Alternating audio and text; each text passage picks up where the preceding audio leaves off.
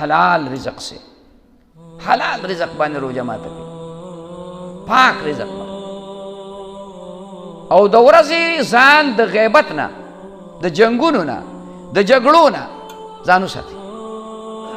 مونږ غیبتونه ډېر کوو، غیبت ډېر کوو، او بیا په دې رمضان اسیم خفه کېږئ مه، مونږ د مولیانو ډېر خلاف شو، د مولیانو ډېر غیبت کوو.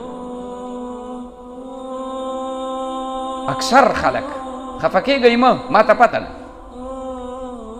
د علماو غیبت کوي، او بیا په رمضان کې خو بل کار نه نو، په رمضان کې خو بل کار نه، غریبانان دقې ته ایله جوړي نه. غیبت د هیچ چا ښه نه دی، خو د عالم غیبت به نه کوي. څوک چې عالم ته کنزل کوي دا تجربه تی خبره چې د مرګ به په کفر باندې،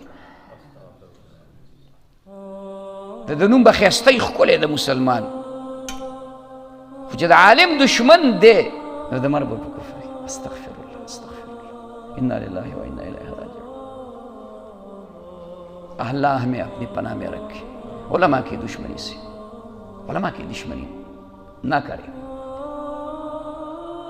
غیبتونه پکې مه کوئ، غیبت نه ځان وساتئ، اعمال کوئ چې نور اسم نہیں نو تسبیح راوال لا الہ الا اللہ لا الہ الا اللہ لا الہ الا اللہ.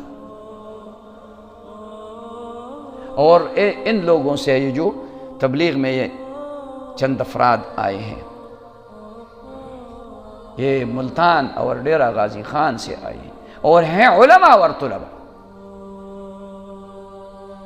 ان کی پوری زندگی دین کے راستے میں پوری زندگی گزرتی ہے، کیونکہ وہاں جو پڑھتے ہیں وہ قرآن پڑھتے ہیں، حدیث پڑھتے ہیں، فقہ پڑھتے ہیں، نحو پڑھتے ہیں، صرف پڑھتے ہیں، فلسفہ پڑھتے ہیں، منطق پڑھتے ہیں. یہ تمام دین کی علوم ہیں. پھر بھی اس علم حاصل کرنے کے بعد اس پر عمل کرنے کے لیے عملی راستے میں نکل آئے ہیں. ان سے ذرا عبرت حاصل کرنا ہے. یہ کیا کرتے ہیں؟ مسجد میں بیٹھے ہوئے دن رات اسی ایک فکر میں کہ اللہ کا بھیجا ہوا دین وہ ہم میں کس طرح آئے گا اور پوری عالم میں کس طرح پھیلے گا. دا اللہ دا دین ممکن څنګه راځي او پورا عالم ته به څنګه رسي؟ دې لپاره محنت، دې لپاره خواري. نو اوس مونږ ته الله رمضان راکړی دی او ډېر په اسانه راته جنت پې ملاویږي. لږ محنت ولا پکار، لږ خواري ولا پکار. بہرحال دا تقریر نه خو ما ماجون مرکب جوړ کړ، ځکه چې دا دوستان داسې وو چې ما د دوی خوشحاله شي او د دوی دپاره مې څو خبرې وکړې. نو خبرې مکرر شوې.